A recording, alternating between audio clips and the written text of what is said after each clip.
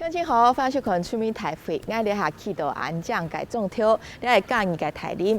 台林跳过就台林通从系非常安闹热，汉家己改农山也非常安有名，系五福六祖孙，当然罕有兰花。不过天然了解台林通从天体了后，一片个山也全部都下落咧，因为经累减少。不过到今年2月份嘅时节，台林系拿到咧国际以台林慢上做这个认证，变做咧台湾嘅慢上。了解有当到河洛克嘅素材，佢哋嘅山呀，很有文化，很有慢上嘅进行而用嘅时间咯。而你眼皮是开会讨论。开会了！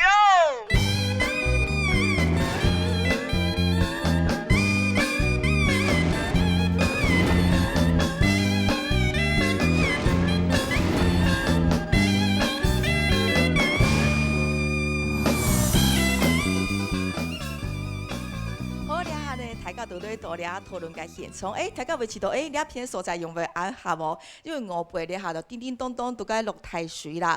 样片为大家找个来宾，第一位我们要介绍的是我们大林镇的镇长，介绍的是我们的黄真瑜黄镇长好。主持人还有我们现场所有的乡亲，大家早安，大家好。欢迎杨景总，请坐。第二位来宾呢，我们介绍是我们大林特有的这个南华大学的教授，介绍的是王玉海王老师。各位乡亲，大家好。好，谢谢老师，请坐。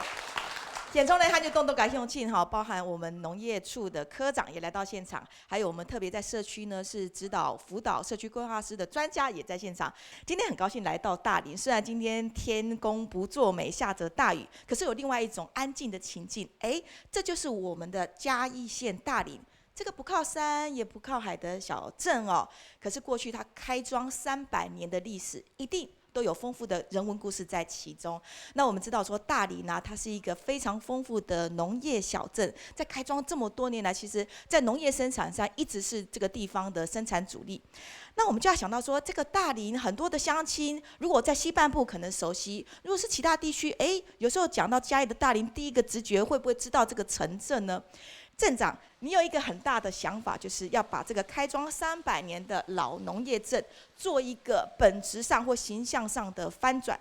这几年来，你最主要的主轴是放在哪里？每个人只要到外地，你大拿大林到底在哪里？对，每次介绍都得要说啊，那边有隔壁，或是你得要去找一个大家熟悉的乡镇来诉说我们的地理位置。是，所以因为我也在台北求学跟求职过，所以我一直对这件事情很不服。所以我们很希望未来就是让大家一讲到大林就我知道，就是那一个有个谐音叫 Darling， 这也是我们当时为什么呢要去想出一个让大家至少记住大林镇这个名字。所以虽然很好记，对 Darling， 然后亲爱的，对，亲爱的。所以在讲到 Darling 的时候，大家会觉得，那更深层的意涵是什么？其实，我们刚好提到，它就是一个有浓厚的制糖的一个文化历史在这里。所以 Darling 呢，亲爱的跟甜蜜的，它是一个非常相关的词，听起来很适合拍婚纱照之类的。没错，所以那个时候呢，我们就大刀阔斧的把一些旧有的建筑呢，比如说它本来可能已经变成治安的死角，我们把它稍微整修一下。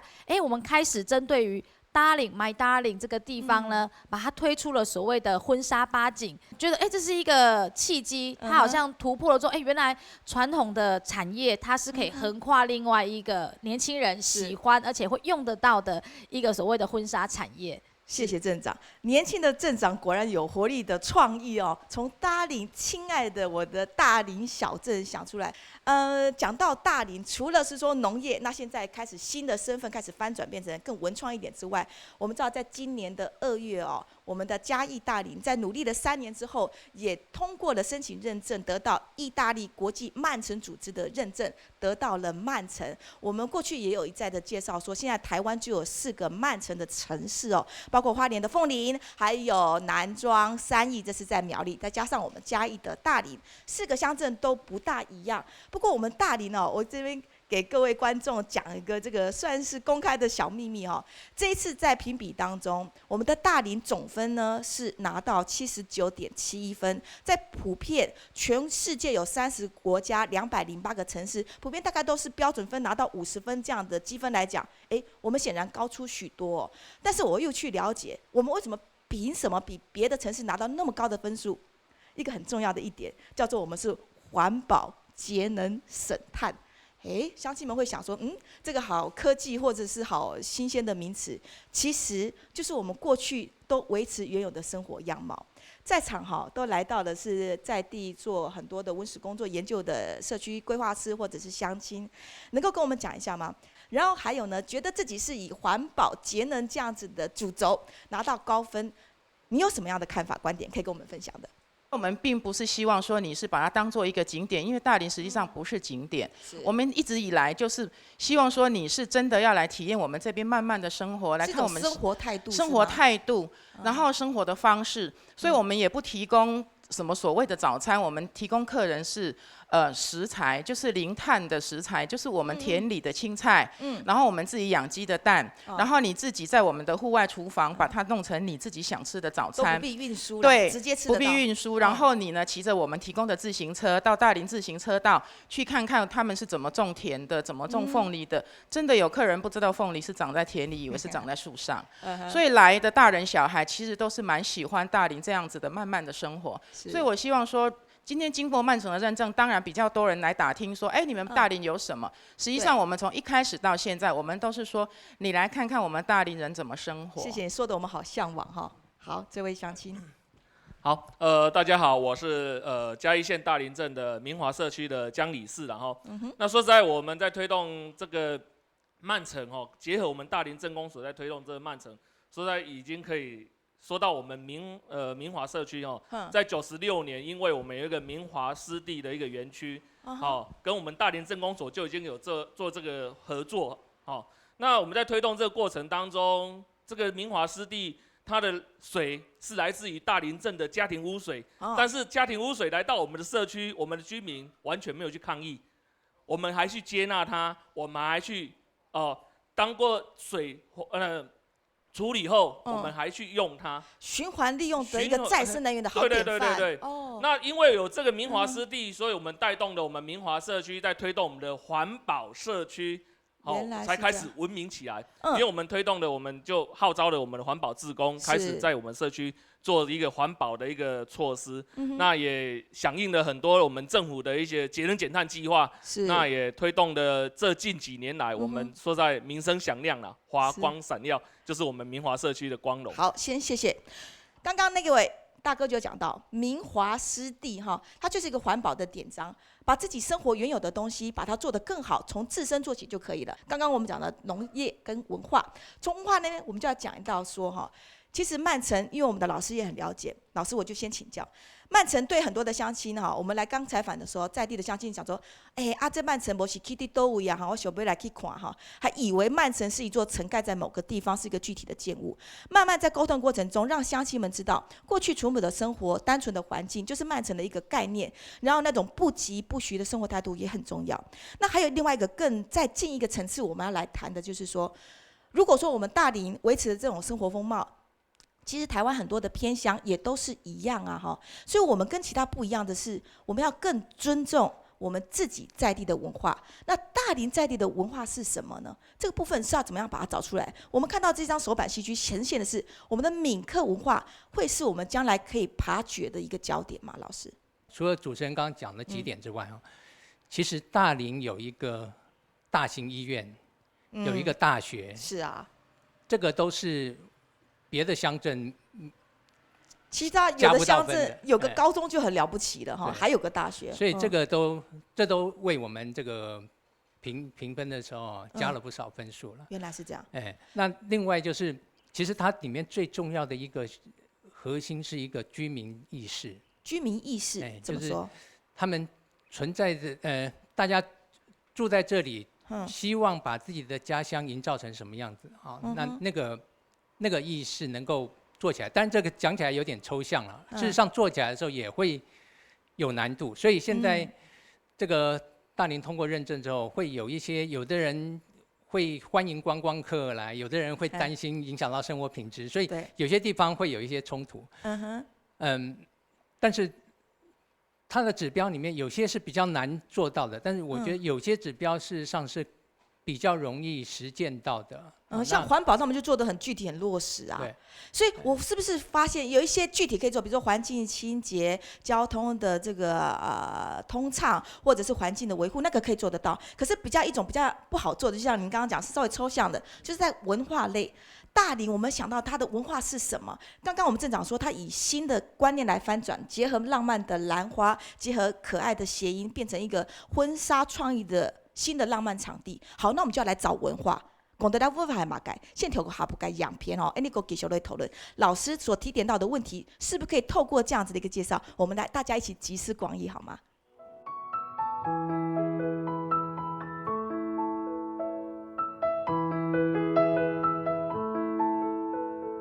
来到嘉义县太林镇，之前看到的就会买大林也嘅日后意向。太林也按多年来本人打造做幸福小镇，今年以来还靠认证通过为国际漫上嘅认证，受到1多年的注意。它还没有完全的开发成，就是一个真正的观光城市。那也就是意思说，它没有太过度的商业化，它还保留比较多的原貌，所以这是它可以发展观光的一个就是优势啊。可是劣势就在于说，它怎么样可以真的很深度去发掘。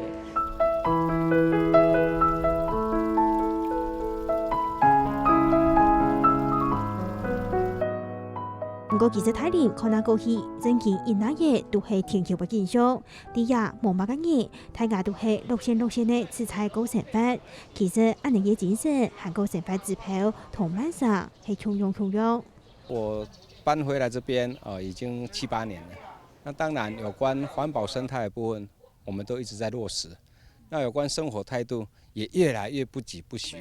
所以也不用赶，也不用催。呀，太球没啦，洗球没啦，太球的洗球啦，安尼啦。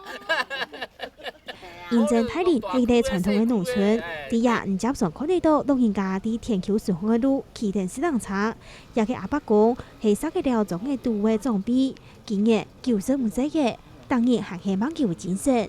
尤其講到舊時辛苦打拼嘅日子，話講就講唔會說。要調下咁嘅慈沙嘅詞啊，都開河八譜啊，都冇調冇路冇沙嘅冇詞，啊都只有開河八譜嘅成法安尼延續啊。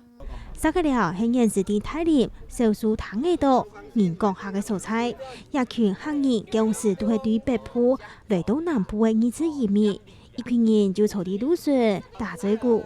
家頭有條係親戚，有條係隔壁鄰舍，大家感情都蠻結好。你特別較多行人，咁下莊有咩有行人啊？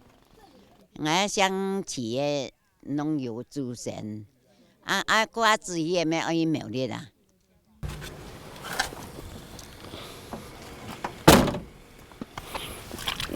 啲天橋過後，來來去去幫錯位，啲亞種嘅都其實係好生意呢。車太哥喺二車屋面啲日嘅第3胎，頭擺是出去打拼過，轉到家鄉過後就一時耕田來落實。比如講嗱，將係也有私田期，有啲人要割無，將係田都忙耕，所以時間咱唔會講唔會搖到啦。其實啲太林有當到嘅好落客，就南華大學嘅調查，也特別係講一件青島好落客嘅蔬菜。從日嘅阿伯公今年77歲嘅，就算啲自家係行業，屋下幸福是三山規劃，唔過佢咩唔曉得講客嘅。近年後度南咧個地一度夾硬咧講，變到閩南話度攏會曉講啊！無較早我無出事，我唔知啊！迄個真正嘅迄祖先遐吼，迄較早就是客家話客家人啦。啲太林係一個傳統嘅田種下，還有大灘環保，沒有客家文化。現時啲人單單都係老人家，也通過漫上過後，太林嘅傳統嘅農村會有乜嘅變化冇？好，对啊，你看到个样片哈，起了动很温馨哈，看到一群老人坐在我们客家特色的建筑，那种就叫做围笼屋哦，那就是其实建筑就可以显现出遗留的文化的特性哈。所以多两篇彩题，我们讲到嘉义是河洛大县，没想到说其实客家人还挺多的。其实根据研究调查，在大林镇有1半以上都是我们广东地区过来的客家人，还有北部的客家乡亲。哎呦，我都会讲较尾的哦，因为菜题乡亲也谈会到，我讲的母语吼，我请问一下吼，菜题的客家乡亲，你对大道了台林了个素材吼，按到眼内起到七家个客家文化，个文化性就凸显出来么？像安样跳下发明图看到，安样大家讲的客家话。凑凑强哈，白白拍呢，安样搭嘴句，很伊就其实也当很怀念，也希望到安样个春童做得清准嘞。毋知安尼采创个乡亲，有嘛个想法，嘛个意见，啊做得表态一下。挨内底啊，是迄个客家第三代的啦。啊，阿爸阿公拢伊爱大兵，伊爱做事。啊，武汉当中讲实在啦。慢上，我神法伫愈愈慢上诶，本来就有诶，神法诶，安尼。啊，无我就感觉有诶问题愈强。200-300年前哦，写人家米诶，相见诶，相讲诶，拢嘛爱学人啊。姓简姓江，很多都是客家后代。那种居住诶时间吼，我老祖先讲法，我用客话讲。啊，毋过到遐来吼，是团体的啦。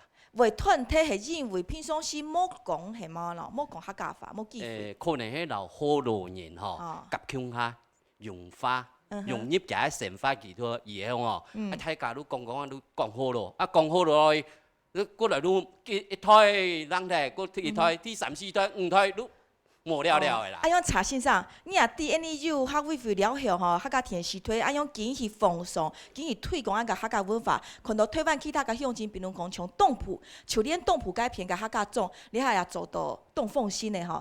啊，你台林，你会起到希望在镇长这边或者是公部门，大家也注意到台林也有客家人，了解客家个文化要做起来，你就会安样要求么呢？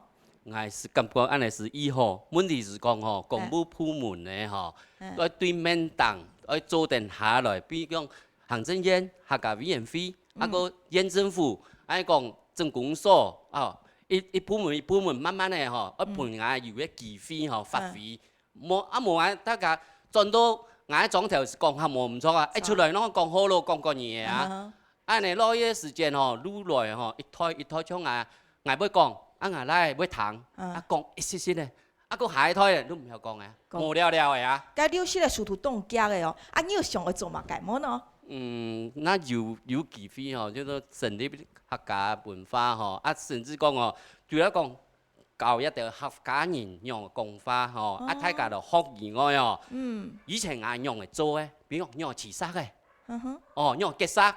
一条拢以后的文化，而且是传统工艺呢，吼不能流失。也迄东西吼，以难得咧，希望讲也有机会来发挥出来。好，感谢大家下个乡亲吼，还有其他乡亲也有其他想法咧么？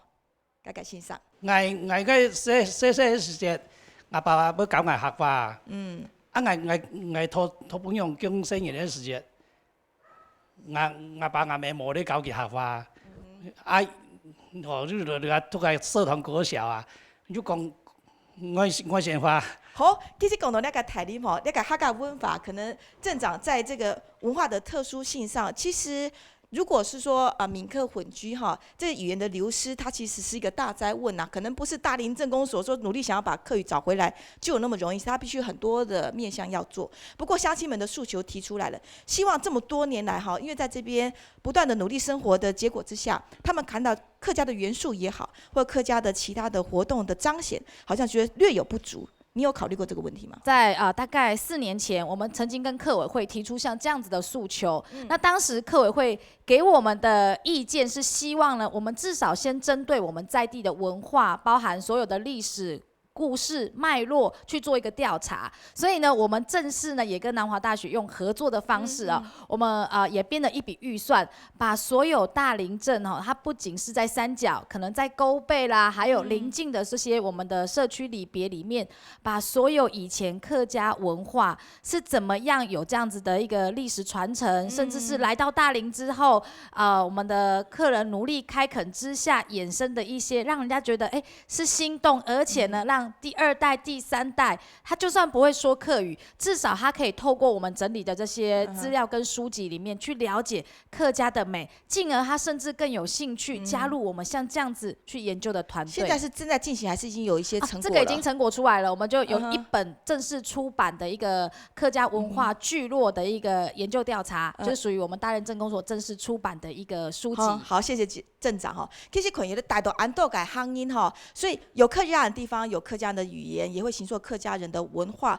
不过呢，在这种文化的一种此消彼长的状况之下哈，大家怎么把过去的情境找回来，或者是有新的创新的方法？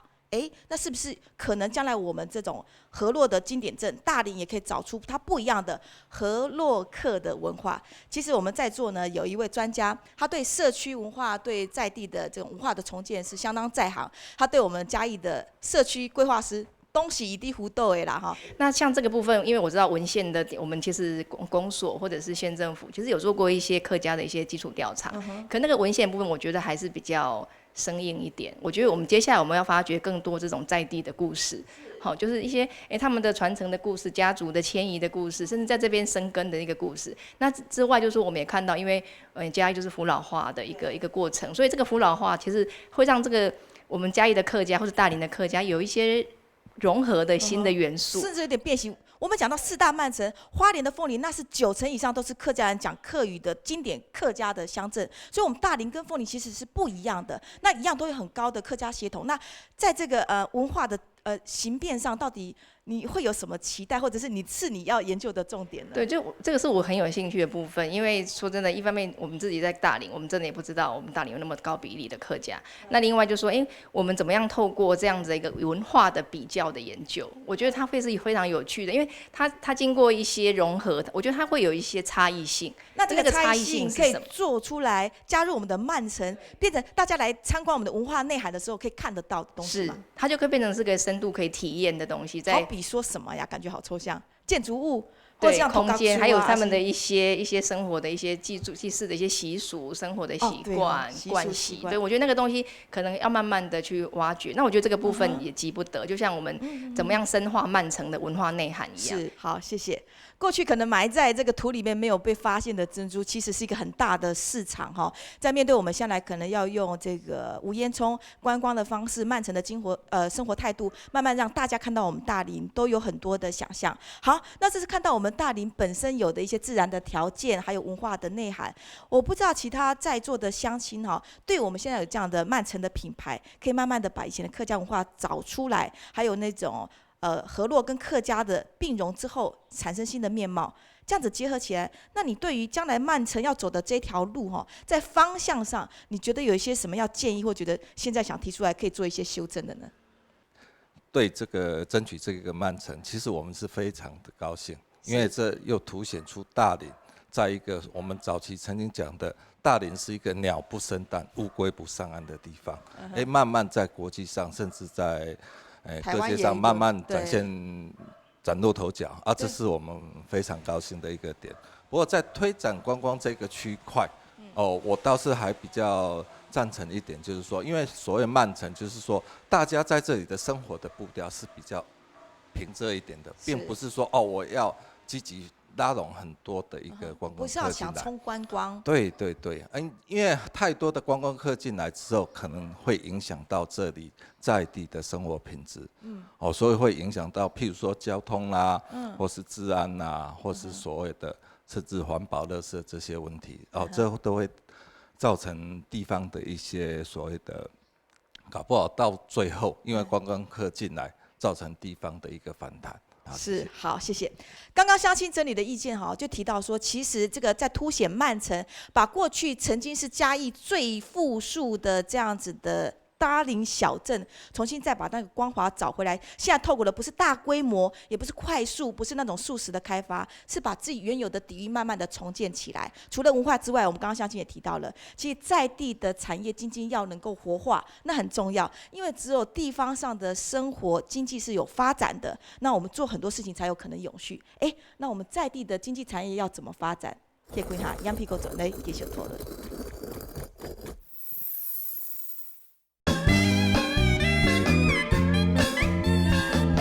转到出林台北街讨论现场，嘉义的大林，很多乡亲知道哈，来到这里有很好吃的稻米，还有脆脆的竹笋。吃完竹笋呢，还可以吃甜甜的干么。吃完橘子呢，农民很认真，还培育了兰花可以欣赏。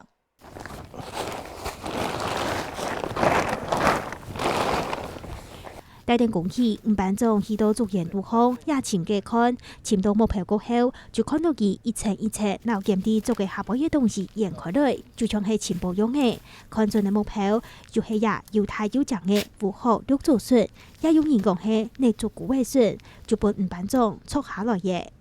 它到中秋之前清明之後，它的大量生產的時候，清明節開始後開始生產，越產越多這樣子。像這樣3分地的話，一次可以割差不多200-300公斤這樣子。其實喺台林有當多嘅農民都像唔班種安尼種了種內竹古味筍，認真要種竹筍，除睇4到8月嘅係太出，其實1年頭天都有出產，係一道台林人主要嘅經濟來源。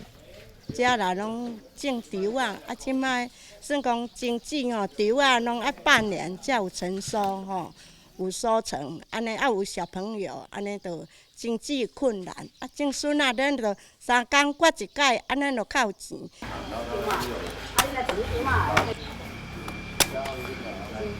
撮下來嘅竹筍，行去送到三角板嘅竹筍13束來做分級處理。這樣是最標準，他們餐廳都一樣，就擺在外面，有沒有？就這樣就叫金牛角，跟牛角長得一樣，它的價錢是最好。前面再個再登記來種上，安尼農民無限貴州筍、速度嘅竹筍，就會再到北部嘅市場買嘢。現時貴嘅台林種一種竹筍，種嘅400公頃客家，按它嘅產量，除睇下嘅3小班，農民還會送到合作社、韓國農會來賣。阮就是用這 RO 的水可能全筍干那罐爾。被到嘅推廣台林嘅特色農產內竹古味筍，台林鎮農會還成立嘅自家品牌，來建立本地嘅銷售管道。不過其實台林嘅農作物當多樣，除睇面積淺發嘅無味內竹古味筍，還有鳳梨、柳丁，韓國經濟產出當個味、虎跳蘭同文心蘭。位處在那個嘉南平原，靠近那個中央山脈，所以我們這邊有平原，也有丘陵地。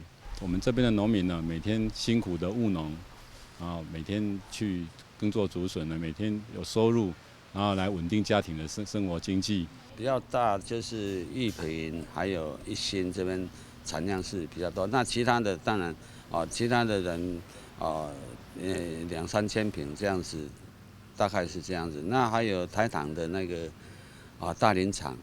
喺台林、虎跳蘭同文心蘭嘅產量，喺全台灣5股就靠睇1股，相比蘭花長期嘅產量少。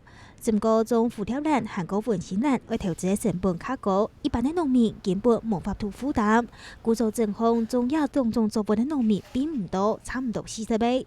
不過農業一直都係台林人落實嘅重要產業。一直以來，台林都維持緊傳統嘅田種下經商，只不過也係老人家見來見到韓國經濟出去。台林未面臨嘅農村無後生人嘅困境，無體發力嘅農村未來有多難呢？農村未來的延續，緊跟維是大家的力量。看到大林就是米蘭小鎮，有米有蘭，然後有稻米有蘭花，所以我們剛剛把在影片看到的圖像出來，就是米就有1200公頃，這是很大的面積。還有我們的烏殼綠竹筍、鳳梨、柑橘、蝴蝶蘭、文心蘭，各自可以看到這邊美麗的粉紅色的蝴蝶蘭，這個是蝴蝶蘭，這個是文心蘭。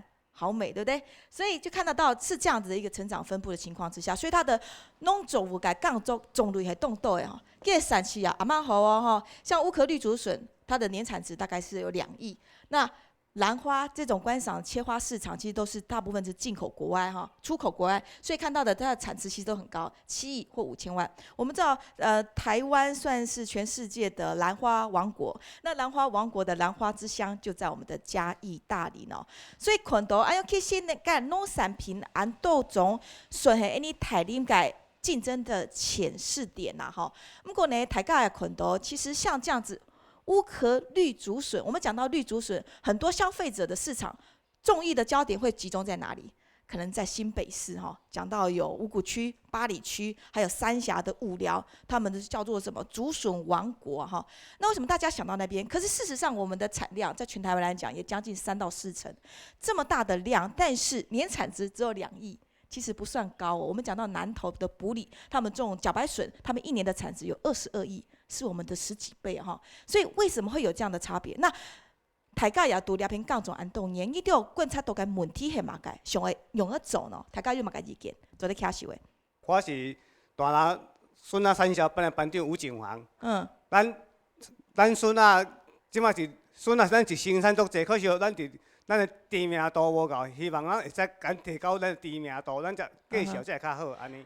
那有没有想过要自己做品牌？你看别人品牌都做的这样子风生水起的。我们还需要长官他们辅导才有办法这样子。你觉得难在哪里呢？自己做。难在我们就是东西太多，市场太多，因为太混了，因为还有外面的黑市的。我们就蛋就我们一般产销班，可是我们都是到台北市场被人家拍卖，价钱不一样，好坏差很多。是，好，我们先谢谢班长。班长丢出这个问题，我先问一下我们农会的总干事好不好？总干事，刚刚我看到你在影片也是非常很努力在关心这个竹笋的议题。我们看到以前的那个竹笋王国，讲五寮、讲三峡那边，或者是八里区跟五股区，他们笋子早上都是套早去挖嘛，哈，挖出来竹笋早上就有一个晨间的直售中心，那到下午还有一波，还有一个午间的交易市场。你看他们是在地采了，就在地来卖。缩短那样运输的距离，很快就可以，而且一旦品牌做起来之后，外部客会自己到产地来买，人家是这样的模式操作。那事实上，我们的值、我们的量嘛，没输人嘛，哈。嘿呀，你看我们班长做，刚刚那都是头上都是湿湿的一片的哈。所以你看，我们的问题是在哪里？农会在这边有观察到问题吗？怎么样把地方上的这竹笋产业可以做得比较旺一点？一般咱即马笋仔店咱咧看的吼，拢是用一个大桶的迄款橘色的大桶子，对，塑胶桶，然后泡水这样泡水，然后放冰块下去啊。对。啊，可是这样它对那个笋子它的遇冷的效果哈比较不好啦。啊，因为咱笋仔从田间采收回来的时候，你如果用温度计去给它测试的话，它的温度会到32度、33度左右。那很烧呢吼。哎，对，所以而且竹笋会像咖啡笋一样，如果你没有把它降温的话。它会自己产生。好像竹笋你一离土见风就苦哈，一离土就它不是会苦，它是会一直在里面老化纤维，对，变成个纤维化。所以你一定保鲜。那所以我们的努力就是透过计划把这个保鲜技术加强过，是安尼吗？所以农委会就建议我们用所谓看能不能采收回来，马上把它温度降下来。所以我们就用了一套那个所谓 RO 逆渗透遇冷的那种设备啦。那它那个水。在那个水箱里面，它本身的温度就已经是7度C 了，所以那个笋子泡过以后是脆嫩好吃的，没有问题。它就不会再产生一直在。总干事，其实我不怀疑大家的技术一定都是可以做到很好的可是这个品牌个卖的通路呢？从去年开始有跟那个家乐福，跟家乐福还有那个台中一些超市去谈通路这样。对，谈通路，像我们去年跟那个家乐福，那个通路就不错，他有跟我们讲说，如果我们以后有多少数量，他都要，他全部要收购。所以我希望吴班长你们我们那个竹笋班跟农会大家的可以来配合看看啦。没问题哈，好，谢谢总干事。大家要知道哈，我们大梨种的这个绿竹笋不简单哦，它可以说是生态绿竹笋，因为呢，我们台湾特有种猪罗树蛙，它的栖地是跟我们的绿竹笋的这个生长的环境是在一起的，所以我们是不是可以去创意一下，想一个品牌？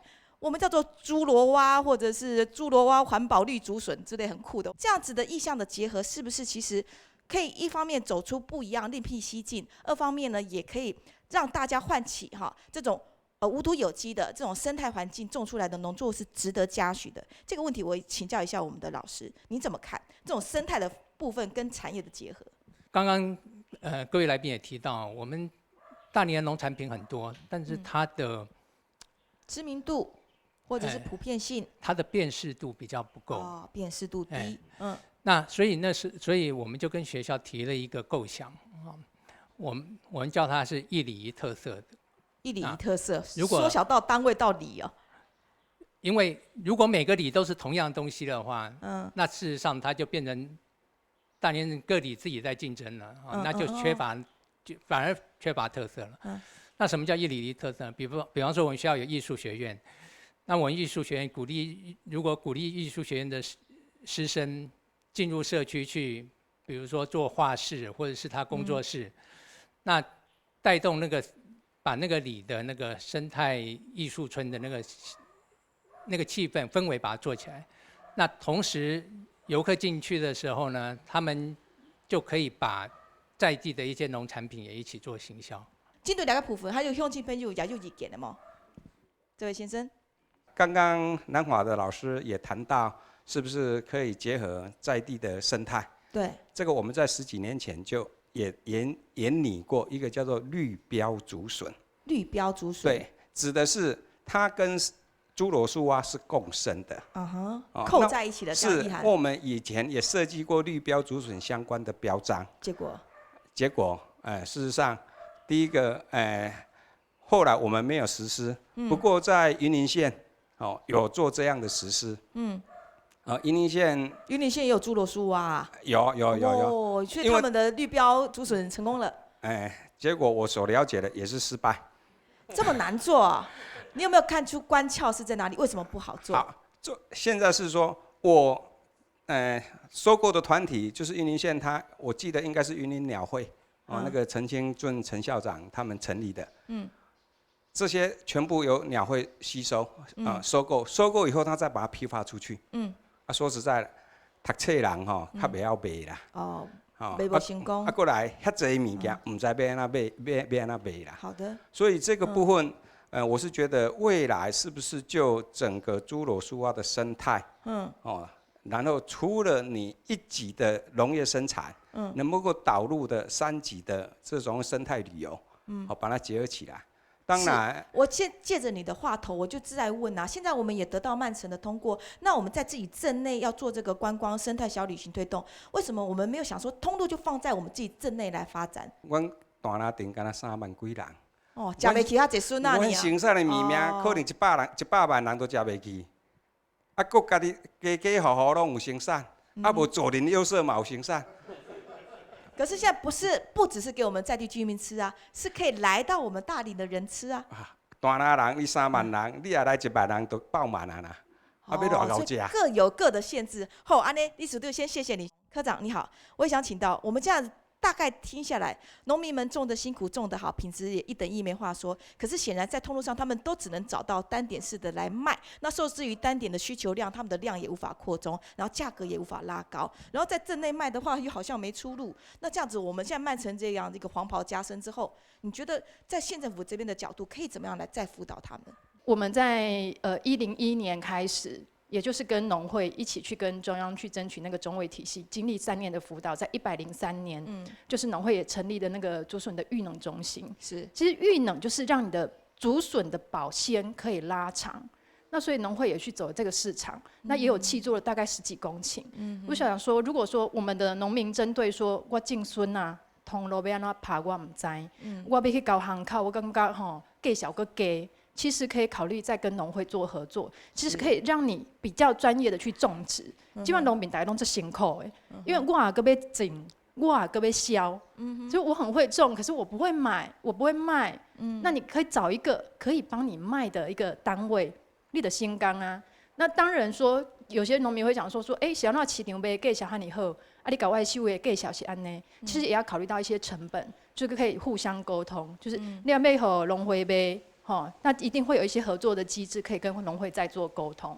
然后另外就是一些比较特殊品牌的一些笋品，就是笋子啊，比如说你用的是不管是绿标或者是侏罗树啊这种生态型的，那你要找的市场就比较特殊，那市场可能会是需要再去做开拓。比如说现在有些甚至是做到有机的市场通路或其他的通路。这是都可以再去思考的，因为你的市场稳定做得好，那你品牌一定就会起来。那品牌起来之后，你就可以开拓其他的市场，再去尝试。但是这其实都是很多需要再做沟通的。先谢谢科长。那进场，其实农民都很想努力做啦哈。可是如果说刚刚科长罗列的那些细项、那些策略性的要去研发、要去了解市场，农民他做到真的好辛苦。镇长这边的帮忙。所以其实米兰小镇也是一开始取个谐音，然后让大家先知道说，万家有农第三品，进而我们开始有所谓的米兰小镇村啦，哈，就是这一类的方向，让大家知道说，我们有很丰富的农特产品。但我们发现，虽然透过镇公所去做所谓的小镇行销这一块，但是口号去唤醒大家记忆，但是还不够。但是你过程当中，你还是有很多环节是连接在一起，不管你1级或3级，其实它是息息相关的。所以为什么我们后来开始呢，寻找一些小农去做所谓的无毒农夫市集？就我们开始去找所谓的场地，然后市集结合不同的通路，包含本来就有既定可能是旅游的线，比如它可能从北到南，它可能就会经过大林这个地方。那我们觉得我们的优势是我们有1高2高，所以我当时是希望善用我们这样的交通优势。你中岛来吃一个饭，那你可能在吃饭的过程当中，我休息一下，我就可以直接跟农民买到我们想要的农特产品。所以当时我们有第1次合作，第2次合作。那第1次我们当时也跟南华大学透过他们介绍，我们跟佛光山这边，那过年期间呢，就有很多这个旅客，他是从台北要到高雄去朝圣佛光山这里。那中午呢，就特地安排到大林这边来用餐。那一刻你模式是成功嘞，一停留可能给他1点钟的时间，吃一个饭45分钟，那15分钟，当时我是自己拿麦克风去叫卖，那我才发现说，其实他们的意愿很高，因为他们觉得在产地买到的是产地价，所以我们未来会经由这样的模式继续寻觅更多的小农，给他吴班长哈，让在产销班集结起来，怎么样再创造像这样子来到大林，他可能想获得一些深度旅游之外，他又可以直接拿到他想要的农特产品。谢谢镇长哈，镇长提点到一个重点哈，现在的一个趋势哈，在发展就是要慢，所以我们慢城得到了。还有一个就是小农，然后在地的物产，大家看到哈，这个竹堑上的这个乌壳绿竹笋看起来滴着露珠，多么鲜美！这样的东西在地产，如果人到这边就会很想买2根回家。可是如果长途运输要送到台北再去买，要抓人来买，那就另外2件事情。所以我们就发现，是不是怎么样把人导入到我们这里来，然后发现我们这里的在地特产，吃在地，享受在地的慢生活，都变得非常安重要嘞。来，各位同学，跟我走来。下定早的，大家行地太林真好，太林旱地落雨，又系当做吃饭的时间，故说就连当日动脑人的菜市场没冇乜嘅人。不过也去南华太好嘅好生意，看起来系一项数，落雨天地太林真好，慢慢的行。他们希望有钱，然后赶快钱滚钱，所以他们希望就是有钱赶快收进来。所以这通常这样的窗花都是在做生意用的。详细一堂好几个讲解，也到每用心的感受，按到同太林有关的事情。行到为一件很友好，也咪系也到好生意洗地行的其中一个点。头摆太林青岛有过50件的很友好，也到就爱对亚当中来认识头摆的太林镇。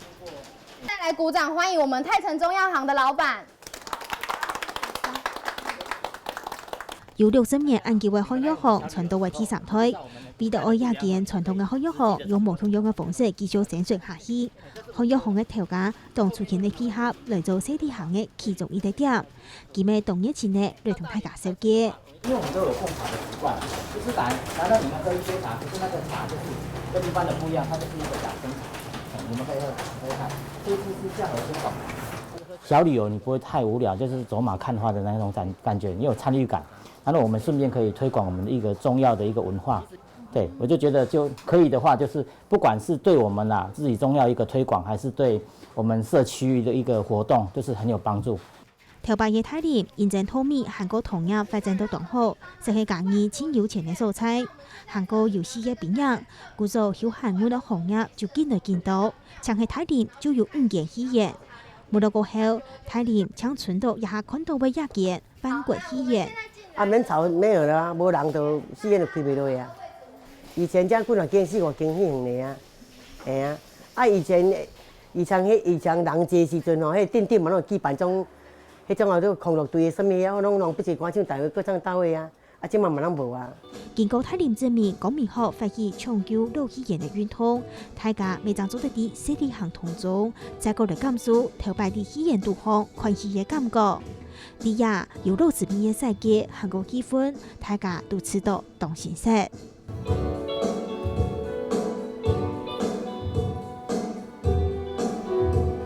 40-50年代大家就是在这边看电影的感觉，因为以前爸妈讲我们都不知道他们是什么感受，可是现在自己坐在这边看电影的时候，就可以感受到哦，原来他们以前是戏院是这样子发展的，是这样子过来的。对，在万国戏院看电影，我觉得跟一般影城看电影不一样的地方，就是在这边一进来就闻到很香的木头的味道，而且是整个空间就让人家觉得很放松。虽然没有像那个椅子，就是那种沙发椅那么舒适，可是我觉得这种椅子坐起来就更有感觉。其实，一群南华大学的学生嘅要设计实体课，係認真聽定長久語言嘅公民學先生，希望一啲一啲嘅帶定來參加實體行嘅人，來感受香港 TV 一下同台灣嘅態度，來了解在地嘅文化內涵。一直到我們這屆呢，才是有一個有系統性的有一個整體的計劃來做這件事情。在這個地方待了幾年之後，你會發現這個地方富有非常豐富的人情味。其實就算它這裡其實非常的不熱鬧或者什麼，你也會慢慢發現，你會慢慢的受到這裡人情味感染而愛上這個地方。他們不再會覺得說我們只是來玩玩就要走，他們會覺得說其實我們是真的為這裡有着想，然後其實也常常跟他們泡茶聊天，所以會了解他們的想法，然後我們會去執行，說他們缺什麼我們做什麼這樣子。一群學生嘅做嚟講都係認真愛讀書，爭會嚟到一個小鎮，頭擺一到畢業好講緊，佢哋可能搶做啲堂證明同佢哋講，再個天天呢去想，天天呢去感受出在地嘅文化，再個帶定大家去前進頭擺嘅安度物街。一群後生嘅同每到嘅小鎮家庭嘅後生發力，冇聽錯一種力量，就係體力一下東西嘅味。台灣有這麼多的地方好玩，那你會想要來到嘉義大林玩嗎？那你想來嘉義大林，希望玩到的是什麼呢？彩中嘅用心都會到台林那片太原因起到那片現在要推借着慢城這樣的概念，在某種程度來講是一種內涵的復興大家要緩慢生活，享受生活品質，尊重在地文化，跟享受人跟人之間那種親近的距離，吃在地新鮮的物產，好等等等，這樣子的一個新的旅遊形式的翻轉，鄉親們覺得外地人要來到大林來找你們。你們覺得現在的做的準備跟要端出去給大家看到的是什麼呢？來聽聽你們的意見好嗎？我不是大林人，可是我12年前我來到大林，來到嘉義，我個店在家就是生根了。對，那時候來這邊念書，然後就在這邊工作了。那事實上，其實在這幾年，我們這樣子的想象是，大家剛也許在那個影片當中也有看到，就是我們是在推這樣子以大林小旅行，或者是說我們說以萬國戲院為中心的這樣一個部分，其實。從剛剛到現在，大家也知道，咱大林已經有300多檔的歷史，有300多年的歷史。那在這300多年當中，其實也為我們大林留下了非常多的足跡跟印記。那藉由剛剛的討論過程當中，其實我們發現，我們不只有閩南文化，有客家文化，甚至我們這樣子的生態旅遊的方式。所以我們那時候的想象是說，如果我們是以一個地方為一個起點，那這樣子起點過程當中，能夠來串聯不同的在大林這些不同的村里裡面，我們有不一樣的特色。小旅行的過程當中，我們除了跟大家講大林的歷史，還有我們在歷史找到的一些痕跡之外，其實現在我們在整個大林的街上也結合了幾家文創的產業，包括中藥店、眼鏡店，就是大家會顛覆那種想象說，哦，原來中藥店不是只有來拿藥，或者是來說包形態的那種感覺，它其實是有一些像是文化載體，對對對，或者是有一些。舊的東西可以讓我們體驗，讓我們知道這樣子的發展到底是什麼。謝謝你講得很好，志工果然很會說。除了在內涵上，我們看到很多年輕人的力量其實都加入了。那除了在旅行要成就這件事情，外面還有很多相關的配套啊，好比住宿、飲食，然後還有交通。那我們又不想做得那麼急、那麼快、那麼大，想做精緻一點。你們又有什麼觀察呢？我是覺得說，在地早期大林是非常繁榮、人口非常多的地方，現在。曾幾何時變成3萬多人，所以其實我們大林怎麼去把外流的這些人把它拉回來，包含青農的部分怎麼去產生？是因為在地你一直要拉他們回來，他們為什麼不想回來？重點是他們在地沒辦法生活下去，要安家落戶啊，對，他們的產業經濟可能不夠啊，所以這個部分我一直設計一些方法，就是說想辦法讓這些本來要出外的這些青年人啊，怎麼想辦法下来，甚至跟大家怎么去做结合。好，谢谢。谢谢。那在场有没有一样也是种兰花的乡亲或农友也能够来分享？你的意见又是什么？我们现在的一个最大的竞争力就是说，从开始我们就有所谓的纸质培养，它是有一个门槛。再来就是说，蝴蝶兰的一个育种新品种的产生，它是一个门槛。那我们从40年前就开始在像我在研究，像我父亲他交配的品种大概就有2万个，80%都是以外销为主。当然，我们不希望这些生产线受到影响了来影响。那如果说要来做这观光休闲，可能应当就是也要专业开辟一个区域，这个是属于我们观光休闲的这个区域。那当然这个也要专业。对，应当是这样的一个方向。好，先谢谢你。那刚刚很多都说小旅行，那这里我想镇公所就这个部分，我有一些建议。那么这么多的小农个别单打独斗，没有系统性的整合，那个效果没办法显现。系统整合。所以我希望镇公所能够做一个系统的整合。那我第一个建议，在公所的全球资讯网里面，能不能够有一个专区，叫做慢城专区，里面可以介绍相关的这个旅游的相关的内容。